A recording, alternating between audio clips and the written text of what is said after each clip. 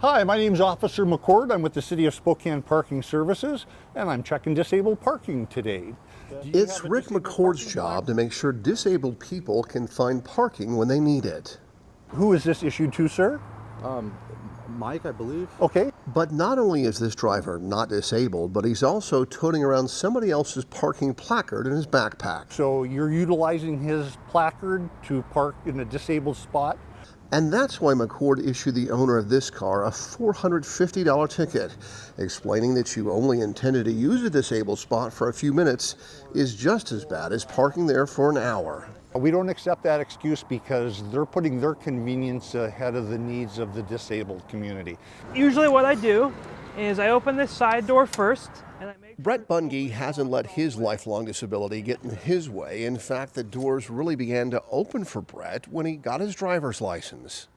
My car is the key to my independence. I use it to get to and from my work.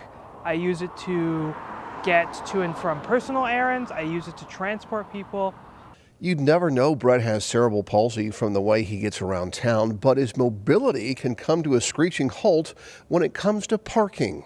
I know that accessible parking placards do tend to be misused, and accessible spaces absolutely tend to be misused. I cannot tell you how many times I have seen somebody park in a crosshatch or take an accessible spot with a motorcycle. Brett doesn't need a parking spot as much as he needs a lot of room around his car. The space that I need to offload my wheelchair is probably the most important part of my transportation.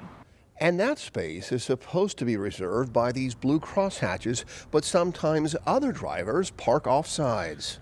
I went to the event and I returned, and the car was parked so close that not only could I not get my wheelchair in, I could not even make it to my driver's door.